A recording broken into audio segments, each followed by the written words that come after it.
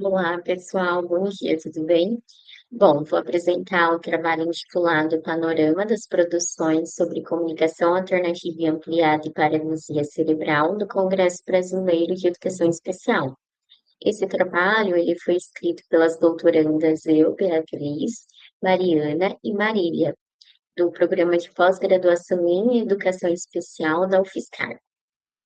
Então, o Congresso Brasileiro de Educação Especial, o CBE, ele foi criado em 2003 pela BPE e pelo PPGS, com o objetivo de promover aí o intercâmbio científico na área de educação especial, né? Foram realizadas 11 edições, de 2003 a 2025, todas na UFSCar, né, presencialmente, exceto em 2021, devido à pandemia, que ocorreu no modo online. E o objetivo desse congresso é divulgar a produção científica da área de educação especial, disseminar práticas, integrar pesquisa e prática, promover o intercâmbio acadêmico por ser um congresso brasileiro, né, nacional, e oportunizar a formação continuada para diferentes profissionais. Então, a paralisia cerebral, ela é também chamada de encefalopatia crônica não progressiva, né? Ela é a causa mais comum motora na infância. Algumas características são alterações no movimento e postura, e ela é não progressiva. Ela pode estar associada, então, a distúrbios sensoriais cognitivos, dificuldades de comunicação, epilepsia e problemas musculoesqueléticos. Então, pensando nessas dificuldades de comunicação, uma das alternativas é a comunicação alternativa, e é isso que a gente explora nesse trabalho. Então, a comunicação alternativa, ela é uma área da tecnologia assistiva, ela é destinada às pessoas, então, sem fala ou escrita funcional, com dificuldades na comunicação oral e escrita. Ela tem como finalidade, então, complementar ou suplementar a comunicação oral, garantir, então, que a comunicação aconteça, e ela é uma área multidisciplinar. Então, seus recursos são gestos e expressões corporais, símbolos gráficos por meio de fotos, desenhos e escrita, objetos reais ou miniaturas, e a voz digitalizada ou sintetizada. Então, nosso problema de pesquisa foi como as produções científicas do Congresso Brasileiro de Educação Especial têm abordado a temática sobre a comunicação alternativa ampliada e paralisia cerebral. Então, o nosso objetivo foi analisar essas produções publicadas no Congresso sobre comunicação alternativa e paralisia entre os anos de 2014 a 2025. Então, é um estudo de revisão de literatura, né? Então, a gente utilizou como fonte de dados os anais publicados do CBE, dos anos de 2014 a 2025. Esse recorte, ele foi disponibilizado, né, online, no portal do Congresso, e ele é organizado por eixos. Então, de 2014 a 2018, tinha um eixo só de comunicação alternativa e ampliada. Então, ele procurou nesse eixo as produções. Em 2021 e a 2025, esse eixo não existe mais, e aí entraram outros dois, que é a comunicação, letramento e acessibilidade, e a tecnologia assistiva e acessibilidade. Então, os termos utilizados foi que tivessem aí comunicação alternativa ampliada e paralisia cerebral ou deficiência física. Então, teria que ter isso no título, ou no resumo, ou nas palavras-chave. E então foram excluídos os trabalhos que não abordavam essa temática ou que fossem de estudos de revisão. Então, ao todo, foram selecionados 9 trabalhos, que eles foram agrupados em análise de conteúdo, né, em 3 categorias temáticas.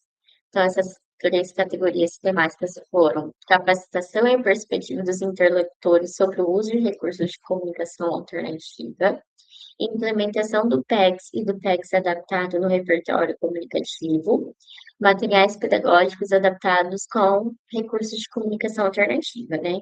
Sendo que as duas primeiras categorias, 2 trabalhos e a última, 5 trabalhos. Então, desses 9 trabalhos, 7 foram publicados em comunicação oral e 2 em pôster. 5 trabalhos eram vinculados ao UFSCar, 2 à Unesp de Marília, um da Unisalesiana de Lins e um da Universidade Federal do Rio de Janeiro. Então, aqui tem um quadro, né, com os trabalhos selecionados e os anos de publicação. E vou aprofundar um pouquinho sobre cada categoria. Então, na capacitação e perspectiva dos interlocutores, os autores colocam sobre a importância da capacitação dos interlocutores, né? Que isso proporciona um ambiente de engajamento, né? Para adaptação de recursos de acordo com a realidade de cada usuário da comunicação alternativa. E isso amplia, então, a autonomia, mas ao mesmo tempo ela pode ser restrita ao cotidiano que não tiver aí os estímulos sociais corretos. Por isso a importância dessa capacitação. A implementação do PECS e do PECS adaptado, né? Os autores colocam a sua importância para o desenvolvimento comunicativo do usuário. Ele exige adaptações conforme o contexto, conforme o usuário, né?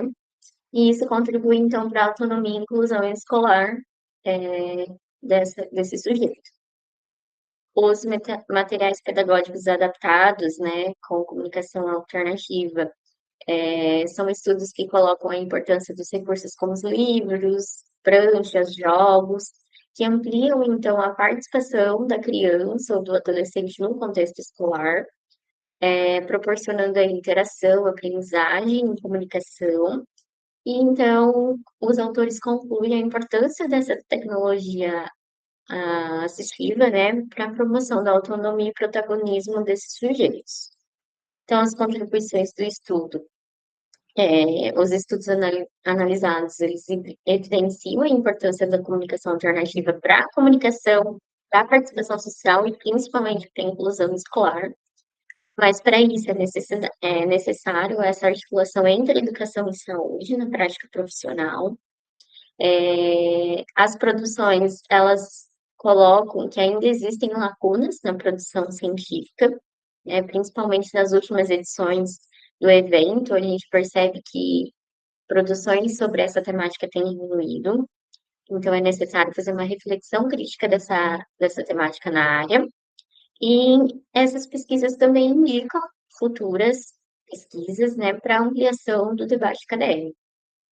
Então, as nossas considerações finais é exatamente a importância entre a articulação e a parceria da educação e saúde na formação dos interlocutores para o uso de comunicação alternativa, para a ampliação do repertório comunicativo e também para a participação social ativa do sujeito.